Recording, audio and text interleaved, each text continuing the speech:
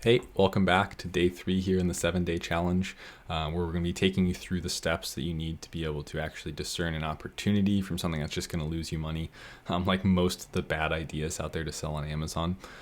So yeah, today's going to be a good one. I'm excited for it. We're going to pick up right where we left off yesterday. So if you need to, go back and watch the end of yesterday's video or refresh yourself and then watch it again. But we're going to be figuring out what to sell to our customers today.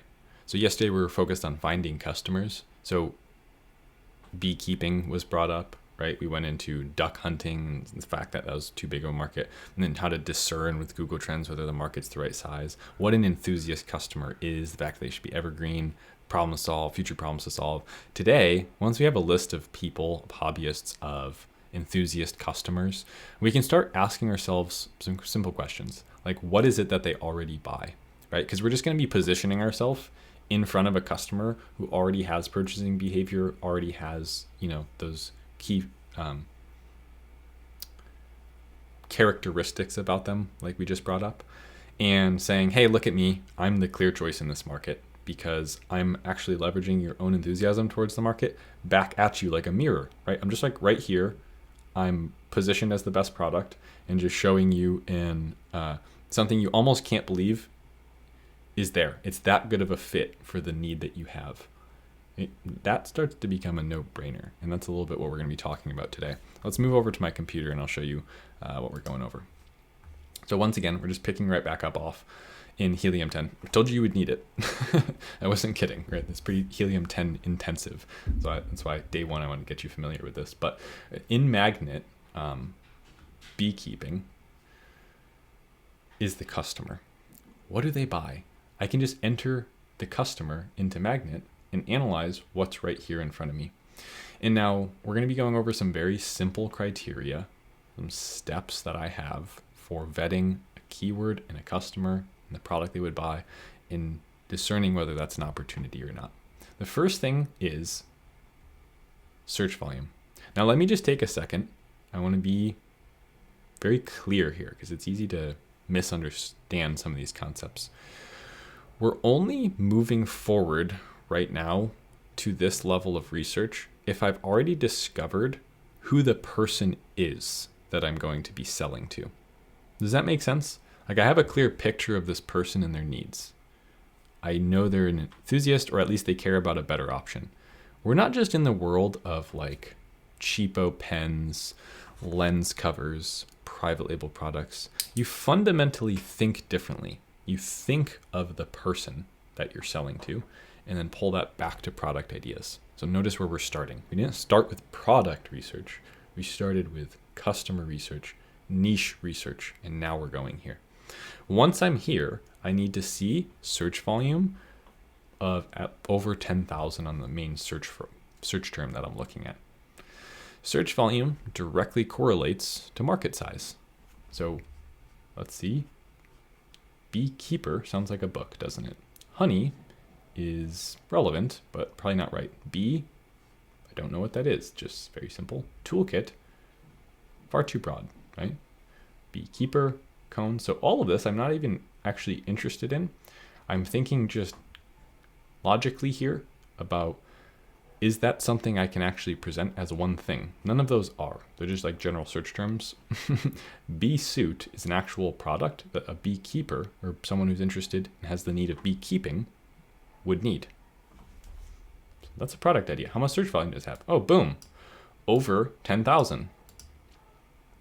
Now, let me say, if something has 8,000 search volume as the main search term, meaning there's nothing with fewer words that brings you to the same result. Same number of characters or fewer brings you to the same result with more search volume. There's only things with less. That's the biggest search term. When I say the biggest or the main search term, that's what I mean. If something has 8,000 as the main, then a few other with like 1, 2, 3, 1, 500, 700, 800, maybe 10 more things that are long tail keywords. Now long tail just means anything with that keyword intact or leading to the same market, but using more words to get there. So beekeeper suit is a bee suit, but it's a long tail version of that same phrase, and that has 3,000 search volume. That's what I mean by that. When I see 16,000 search volume here, good size market. When I see 8 there, it's the main one. small market, smaller opportunity. And you'll be able to see the revenue that sellers of a market that size are achieving.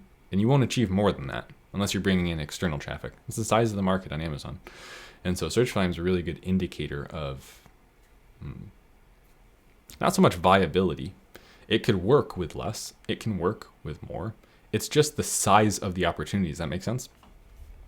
And so I like to use that 5-figure number, that 10,000 or above for the main search term, brings me to a market that I think could be labeled an opportunity.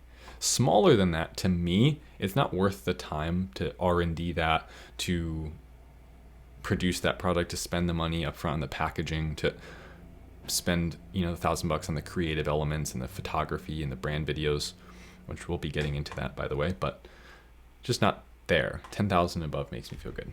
Okay, so just wanted to stress that importance because it is important. So now we go and we open this market up. Really, the first thing I'm going to do is hit top keywords. And as you know from day one, this is the fancy boy Helium 10 plan. So I'm going to see suggested bid right here. If you have the less expensive plan, you just need to go to Cerebro by following the instructions I gave in day one. Click on a few of the first competitors' ASINs, open them in Cerebro, sort by search volume, look for the relevant search terms that they're making sales under, and then look at the suggested PPC bid. Or use Magnet, look at the suggested PPC bid. Okay, so B suit, it's $1.40. You see that in Magnet there. We also see that here in the Fancy Boy plan using X-ray keywords. So $1.40, 16,000 searches. Keep that number in mind. That's important, okay? So really quick, for those of you who have a Seller Central account already, I'm going to show you one way to do this. We're going to go to the sidebar here, Growth, Product Opportunity Explorer. Once we're in here, we're going to use that search term and type the search term we've already validated has over 10,000 searches. Then it's going to show me this screen. I'm going to go to the niche details, top search terms, and click on that search term. Here, I'm going to uncover the search conversion data for that search term. So 244,000 searches in the past 360 days. That's the search volume from Amazon. I'm doing it by year here. And the search conversion on that search volume was 1.73% of people, which is quite low. I can tell you this right now, these are very low search conversions. The click share was actually 40% of people. There's a big difference between number of people who clicked and bought than number of people who bought versus searched. And let me show you that difference really quick, just so you understand what we're looking at here. So I'm going to pull up a calculator. Just keep this on screen here. We're all going to be looking at the same thing. Just follow along with me if you can. Search conversion. Number of people who clicked and bought a product divided by the total number of searches. So with a total count of 244,091 searches, 39.5% of people clicked on a listing. So let's do that. So 244,091, boom, times 0.395, right? Because we want to see what is 39% of 244,000. It was 96, it's way back here. There we go. 96,415 people clicked, right? So automatically, less than half of people, 40%, 96,000, clicked on something. Now, if we did the percentage of people who actually bought something versus the searches, 244,091 times, move the decimal, 0.173. And we get 4,222. So 244,000, but only 4,000 people converted. Okay. Now, that's 1% conversion rate against searches. But if we wanted to determine what percentage of people that clicked bought, we would have to do that number 96,000 that we had, right? 96,000, we'll just round up or round down. It was 96 and some change. Now what we actually just did is we converted this into number of sales. So now we actually have number of sales, number of clicks, and search volume based off of the math that we just did really quick, right? So there's 4,222 sales. If we divide 4,222 by the 96,000 that we got, or number of clicks, then we have actually a 4% conversion rate, which conversion rate is orders divided by clicks, right? And so that's the difference between search conversion rate and actual conversion rate. But this number is on average, a good number to use in your equation because it shows, for one, customer behavior. Okay. And so you'll see me plugging in search conversion into my equation that I'm using to determine cost per clicks and how much ads are going to be to scale in the next step as a reference point, because your actual conversion rate, as you see, clicks to sales will be higher than that on average. So hopefully I didn't lose any of you here. This is just some of the stuff that's being left out of a lot of the stuff that's on YouTube, and it's important that you know these things. These are how you actually validate opportunities. You need to go behind the scenes and understand what's actually happening. What does it pay to run what does it cost to run ads here? How do customers react to ads here? How do customers purchase products here? I'm seeing all the search volume. What does that mean in terms of sales? Now, easy way out of that is we're just looking at this. We're pulling up analyzed products from Helium 10 traditionally and just looking at sales. So we don't actually, most people aren't using conversion data like to calculate these things. They're just kind of like, look, these sell well. The problem with these sell well is it includes external traffic. And now granted, how many of these people are driving serious external traffic? Probably very few. It's pretty tough to do, actually. It's not the easy thing. The easy thing is actually to just get in front of hungry customers on Amazon. Let me tell you that. Because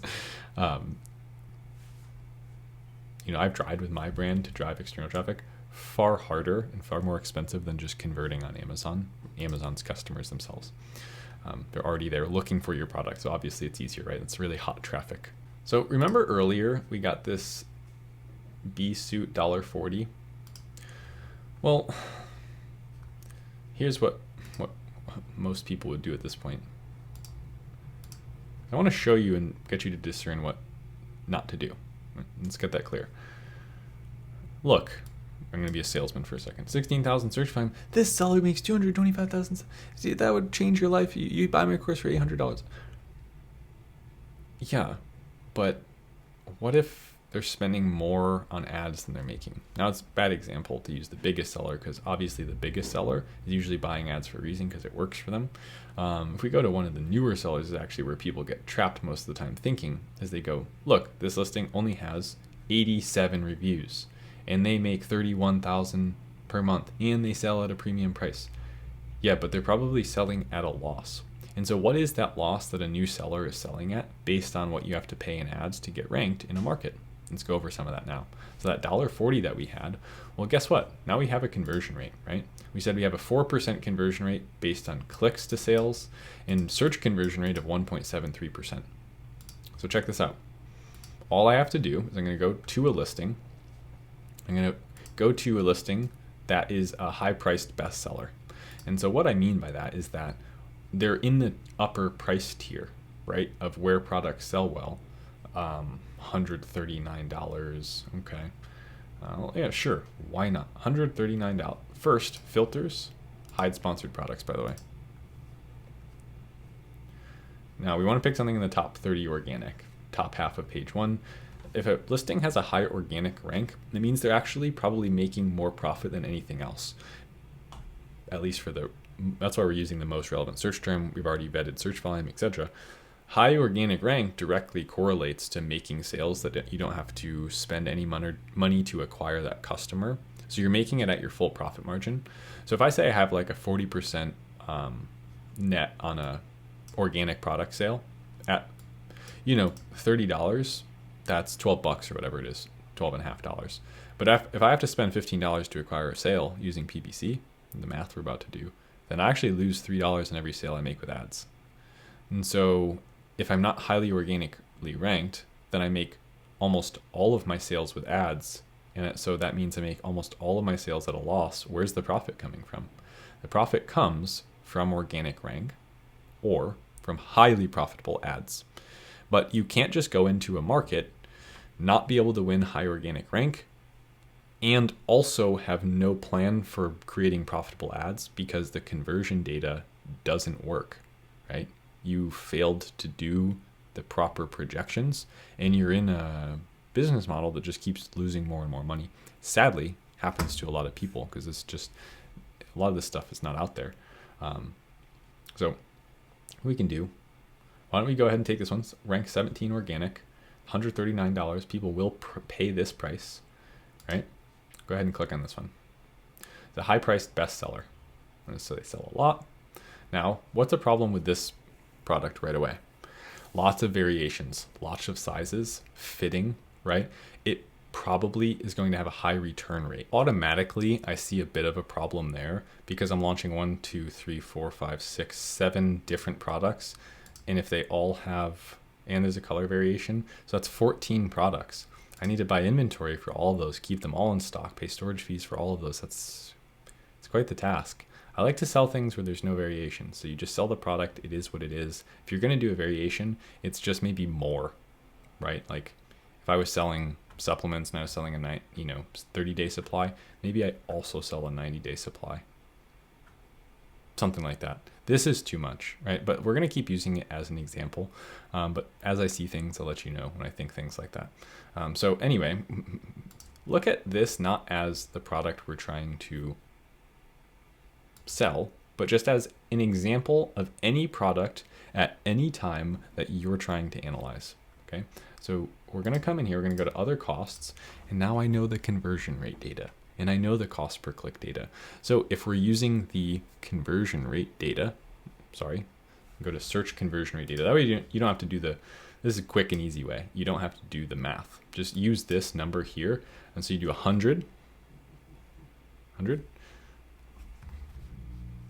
and let me make this big here. So 100, 1.73%. So divided by 1.73, boom, enter. That's 58. So what does that mean? It's 58 clicks to make a sale. If I did 100 and there was a 10% conversion rate, well, we all know what that math is going to be. It's going to be 10. 10 clicks to make a sale. So when I take 100 and I divide it by my conversion rate, whether that's my search conversion rate, my actual conversion rate between clicks to sales, that gives me the number of clicks to make a sale. Okay. And so if I know the number of clicks to make a sale, I'll switch you back over here, and I know the cost per click, then I can do some simple math, can't I? $1.40 times 58, 1.4 times 5.8, $81 to make a sale at industry average conversion rate. Now keep in mind, I sincerely doubt that this listing's conversion rate is 1.73%. I do not believe that is true, because as I established, you're paying for clicks with your pay-per-click ads. At least it's kind of how it's sold. There's some buying impression kind of things going on, but we won't go there. $81 is pretty steep. I bet you they acquire customers for quite a bit less than that. Because look at what would happen if they even had a conversion rate of 5%.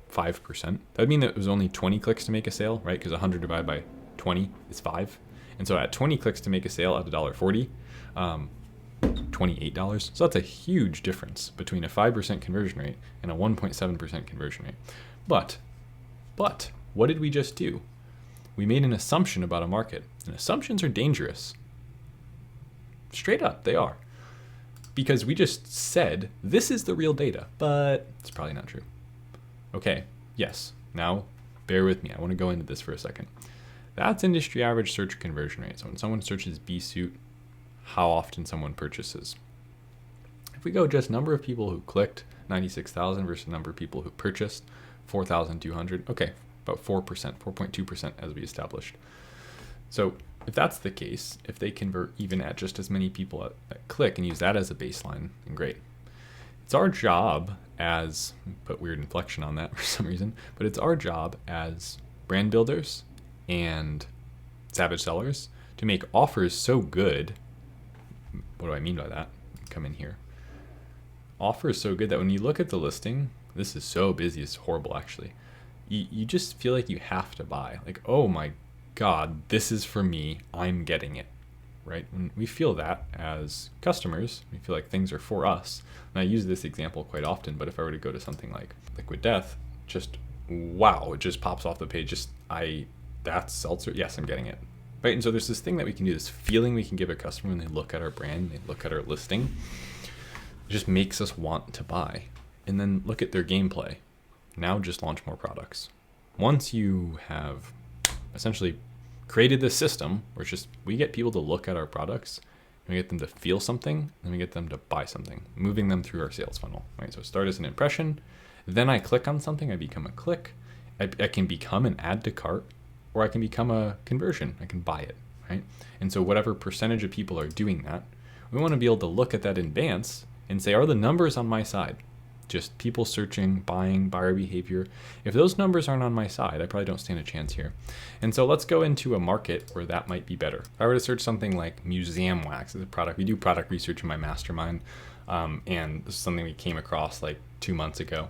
So if I search museum wax, look, 11.3% conversion rate. That's search conversion. So that's 15,000, what is that? Yeah, 15 something thousand, 16,000 people who bought out of 130,000 who searched. The search conversion rate is actually higher than the click share. Now, if I open up Magnet and I type in museum wax, 16,000 search volume, so boom, over our 10,000 and a 73-cent bid. So if I start running the math on this, on a, best seller with a high price. So here we go, high selling best seller, $18.79. So I would just follow the steps, right? I would open up X-Ray, I would go to filters, I'd hide sponsored products. I would look at the top 30 results if this number perfectly correlates over here. I'd look for the ones that are priced high in this market. So there's always low priced sellers. And then there's a high priced seller in here somewhere. So this one does $30,000 in sales at an $18 price point, much higher than anyone else. They still sell $1,500 a month. They're doing $30K a month. So if they're at 30% profit margin, they'd be raking in $9,000 a month in profit, right? So I can use that as an example. Okay, I want to see that someone's willing to pay a higher price here. I don't want to go into a market where no one's willing to pay a higher price. That's pretty lame, because then what do I have to do? I have to make an assumption that people would be willing to pay higher. I'd just rather see it's there already. And so that's why I just run the math on what's already true, right? Try and limit the number of things that you have to believe in order to be successful. Just look at what's already there.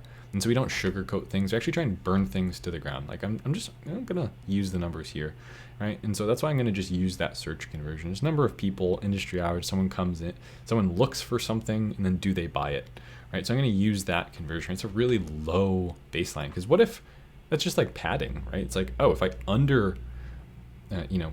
factor my conversion rate, meaning like it's actually way higher than I thought, and my math still works, then I've given myself so much padding and room to make mistakes, or for my conversion rate not to be exorbitantly high like I thought it was going to be. If it's just like worst case scenario and it still works, you're setting yourself up for some serious defense, right, around your investment.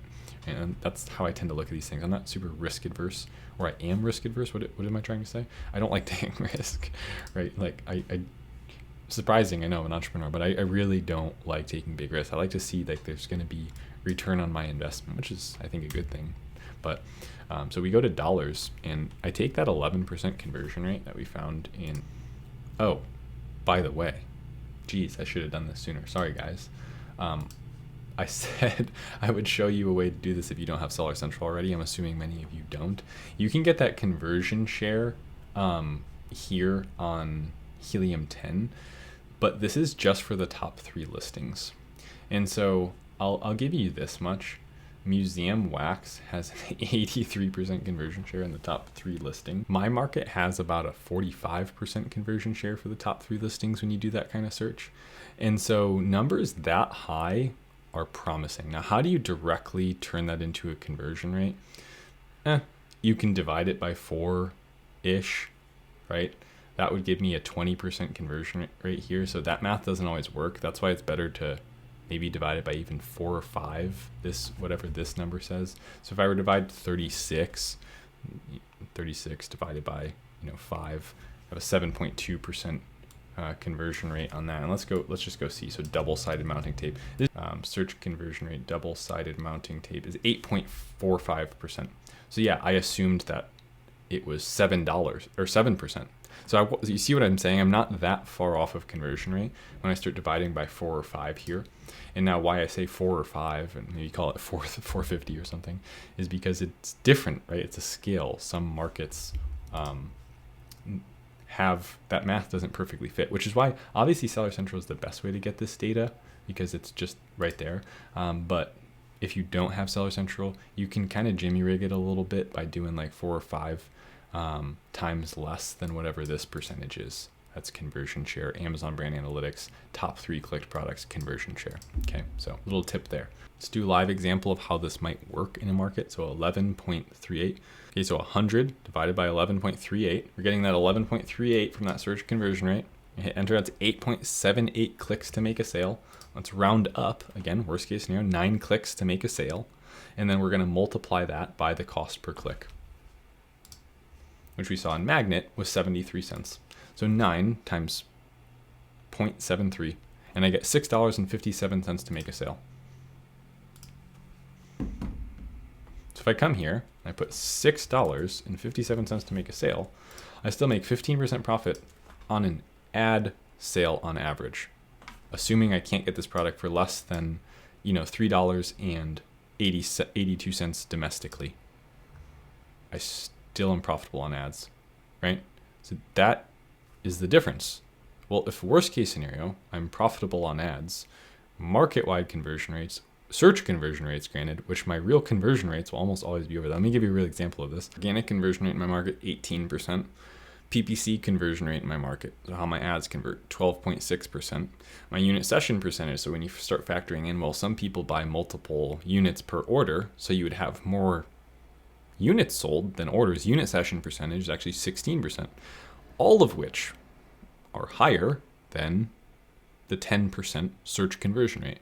And so that's why, if the math works with the search conversion rate, and then you go on to build a brand that does everything better, that makes a better offer, that makes the clear choice in the market, and you still can profitably scale with ads, you're setting yourself up for some serious success. Speaking of some of these metrics, I have this in here. This is my profitability with a cost to make a sale projected out using industry average metrics.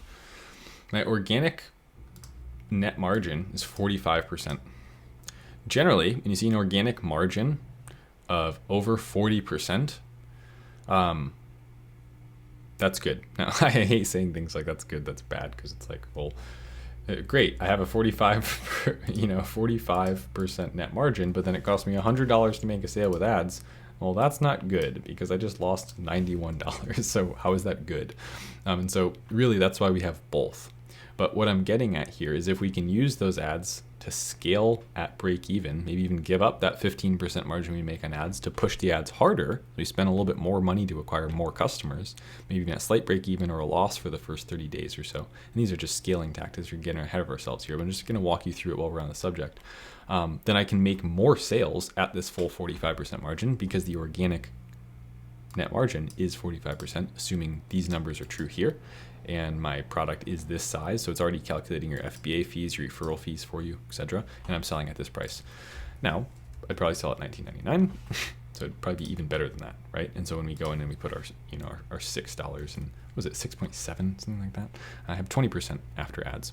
If you start seeing 15-20% after ads, you're like on a level where, for one thing, if you want to get final about something, just like you sign up for a consulting call with me and actually go over it one-on-one. But if you're just self-judging markets here, this is a really important thing to do.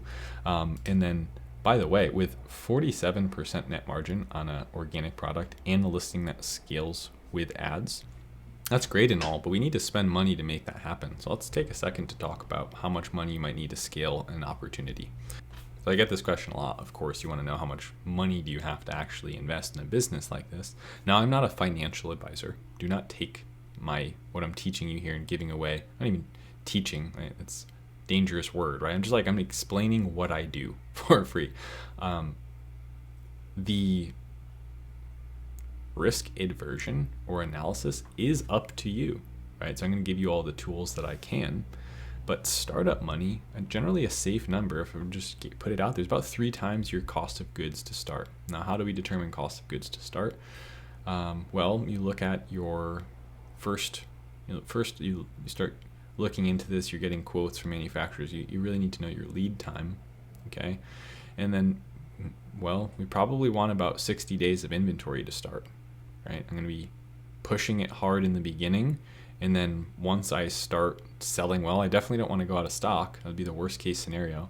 So if I go into the market and it's to get organically ranked on the top half of page 1, and then I do that for 30 days straight, and then know that the money that I made from that, I might have just kind of broken even on a lot of my ads, and so maybe I'll recoup my cost of goods sold there, but it'll be delayed for some weeks, right? I'm not going to get paid for, 7 days after the customer receives the product, their money gets added to your balance. So in the beginning, if I'm only selling a couple a day, then even just that couple a day, you're not getting into a balance until a week after it was delivered, so maybe 10 days after the sale.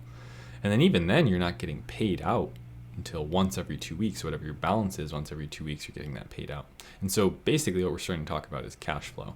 And to be safe, we want to be able to make that first order again using our own money. So we don't want to just have enough money for the first order, or else we probably are biting off more than we can chew. We want to be able to fund this thing, breathe some life into it, right? Because it is something that we need to be able to project out. Okay, I'm trading money for ads, hopefully at break even or small amounts of profit that drive up the organic listing. Once that organic listing gets up there, it's going to start to make sales, right? And I'm going to start to make more and more profit. And as I optimize my ads more and more after the first maybe 60, 90 days, I'll be making even more profit from the ads themselves. Then I can start counting on the business kind of cash flowing itself, paying for its own growth. But in the beginning, I need to be there for it. And so if I make that first order, say the first order's $4,000.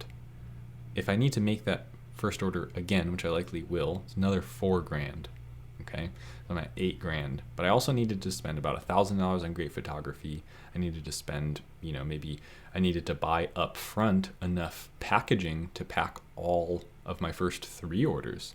And maybe my, packaging costs $1 a unit.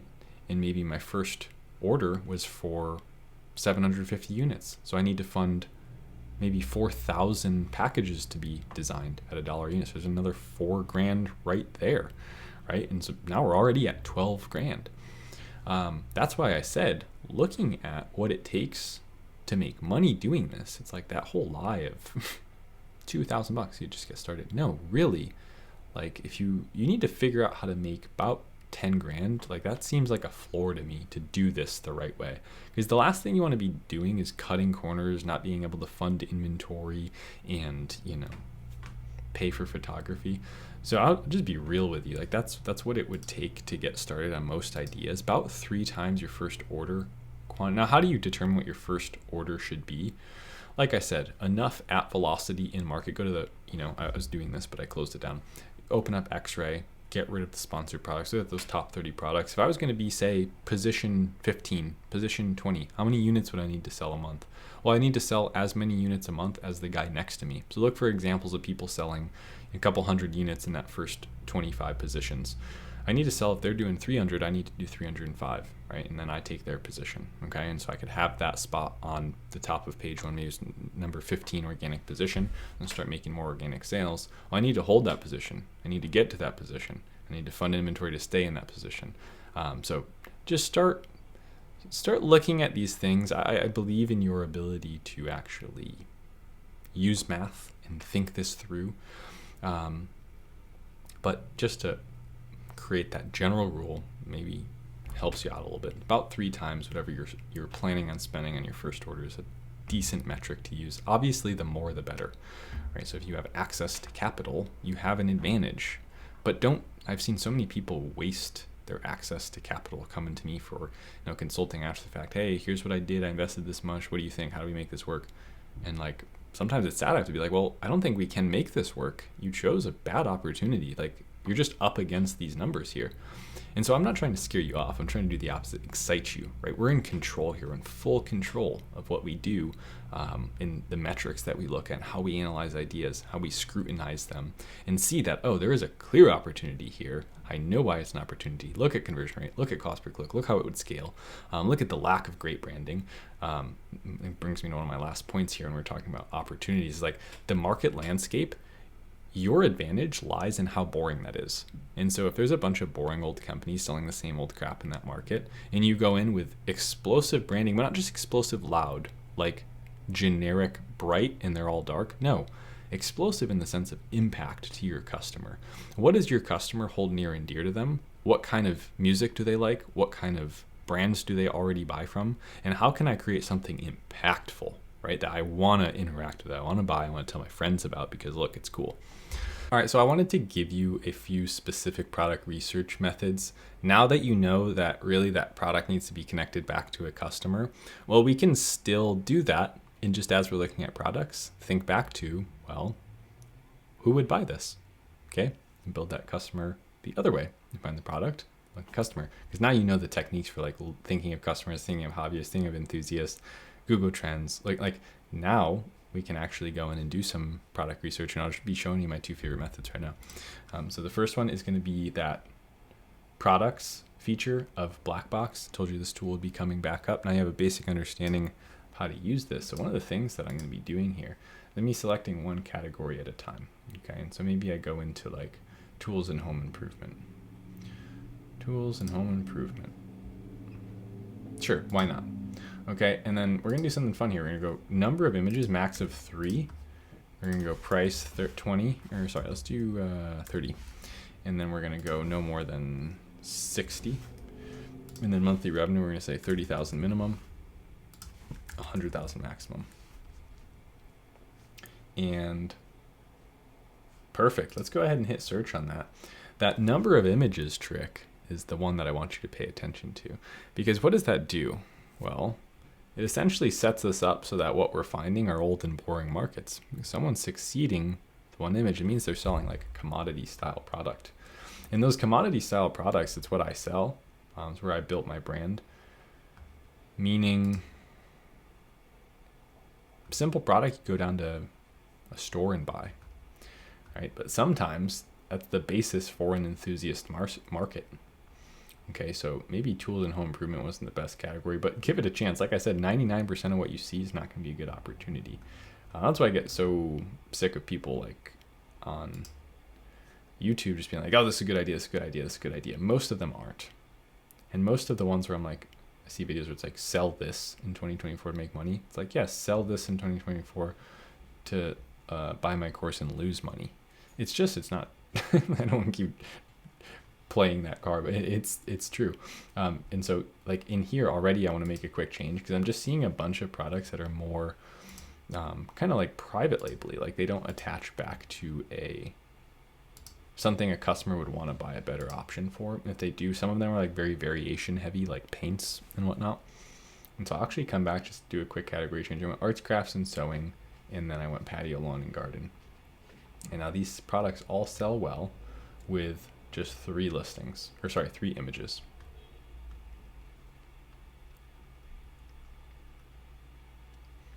Pond water clarifier. Okay, what's going on there? I come over here, algae pure. So pond water clarifier seems like the search term. So I come up here, all departments. And you know what you can do too? If you just wait here for a second, see all keywords, and it shows you the top keywords. These are the ones they're actually making sales from. So usually if it's a good listing, then you'll be able to see like, oh, algae aside for pond is actually the search term. And now that right away, what do we notice? It has a pretty high cost per click. And so unless the prices are super high, then that's probably going to be hard to scale ads profitably there. Like this one's 54, so that actually is a pretty high price, but it is, what is it, about a gallon, so it's probably about 8 pounds. So let's look into it, right? We'll hold off on any judgment. So there's a $90 one, okay? And probably a seasonal product as well. And so these are the things that are on my mind right now. But Okay, analyzing. We don't have to do the full analysis right here because that's already, separate tutorial, but let's see, $250,000, 54.99. What's the 89.91? Okay, so that one does 140K. Okay, so this is a good time to showcase some quick metrics I wanted to talk about using Helium 10 specifically, like this total revenue here. Once that gets above 3 million, it's going to get pretty hard to rank on this page. Not particularly right here might be okay actually at 3 million, but if you start seeing like 5, 6, 8, 9, 10 million total market revenues per month, huge markets. Okay, I like to see that numbers like 1.5, 2, 2.5. That total revenue is good. Now keep in mind all the listings aren't going to be relevant. Still the metric works pretty good. Okay, so 2 million, 2.5 million.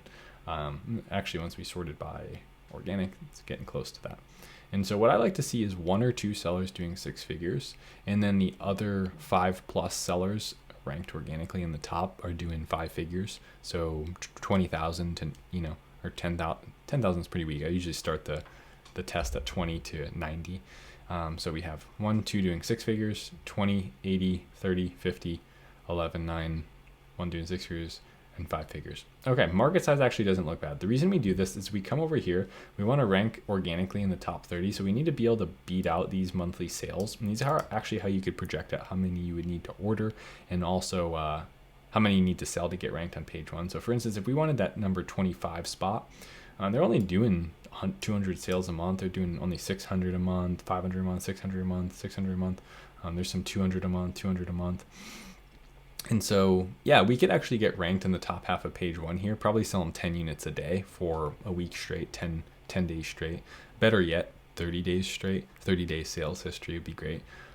So, yeah, going in here, I might initially order 600, 700 of these so I can sell a month's worth, sell that second month's worth, not go out of stock, and then start placing my next order.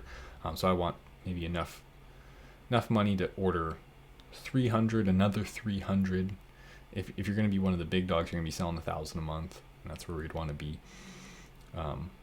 Get the ball rolling though. And so, yeah, that's a little bit of what I like to see in the revenue, what I like to see in the sales, and how I'm thinking with ranking organically.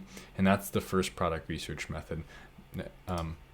Clearing up your pond. You're probably clearing up a pond because you either have fish or you have you care for this. These ones actually are 4 fish. Yeah, 4 koi fish. Wow. And that one's doing pretty good. Brand video. So, yeah, nice. Not a bad example. That's a pretty good example of product, actually, except for the fact that it's pretty seasonal, and this cost per click is quite high. So I bet you if we went and looked at conversion rate, we started working that math, it might not necessarily turn out to be great, but you keep going through that, and every time you do that product research method, change it up a little bit. I want to detach from this idea of like the method or the strategy for finding the idea is the method. My opportunity pretty much fell into my lap after I read that book, Choose, and started just playing around on Google. So this idea of like you need a system to find ideas, just go spend a lot of time doing product research and assessing whether this is the right size opportunity for me. Do I need to grow a $10 million brand, or am I cool making $1 million brand, right, that has 2 products, not 5? And that I just focus on getting the first product, do 50K a month in sales. And that's, maybe I could do 1 more like that, but then there's not much more to scale there. Like, what do you want as an opportunity? What can you afford to enter into? And where do you want to start? Anyway, that was the first method. The next method, actually, we're just going to start right on Amazon. You can go up to best sellers and start clicking into categories here. So I could just go into sports and outdoors, and then I can go, let's see, hunting and fishing. And I can start thinking, are any of these products, selling well? Are any of them repurchasable? Are any of them areas where customers would want a better option and a better option is not available, right? So I start using that same thinking that I taught you guys, and I start seeing that, I can just click around on Amazon. This is what I mean. It's like the idea, the way you generate the idea is overrated.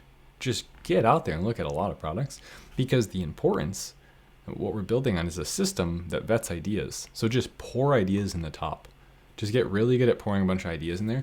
Eventually you'll look at so many ideas that you start to see like, oh, this wouldn't work for this reason. Oh, the price is too low. And then you just start to discern quicker that I don't need to keep checking these types of ideas. But this method, by the way, is you can actually just open X-Ray on a bestseller's results page. Just look at products doing good revenue with higher prices. We know we want that price to be up around 30, 40 bucks. So $49.99, what were they selling? Is it small enough? No, it's like a combo, it's a bundle thing. I don't care. And I want one product, no variations, no accessory items. And so certain niches will yield themselves to those metrics more. But for the most part, the idea game, use all your same old methods. It's just you have to be able to understand if there are opportunities or not. That's all. So all the same product research methods work. There's nothing special there. There's no special trick. Don't buy anything anyone telling you there's some special way to guarantee to find this product. It's not. It's repetition, it's time, and it's just pushing through a bunch of product ideas. And then being able to look smart. And look smart just comes from analyzing a lot of opportunities and learning that a lot of stuff isn't opportunities. And then you start to see, oh, I analyzed something like that and it wasn't good. And then you start to see, I analyzed something like this and it was good. And then you just, it starts to fall into place. So a little bit, geez, that's a long lesson. Day 3 was a mega lesson. Tomorrow we're going to be talking about how to improve the value of your offer. So once we've discerned an opportunity from something that's just going to lose us money, using real math, using logic, using analyzing our market, we're going to be talking about, well, now how do you do it? Right? Okay, I've got the money, I've got the idea, I've got the customer. How do I make this thing that drives them crazy? Right? How do I brand build? We're going to be getting into that tomorrow. I'll see you in there. Thanks so much. As always, be sure to leave your questions and comments down below. You reply to this, and I'll see you tomorrow. Later.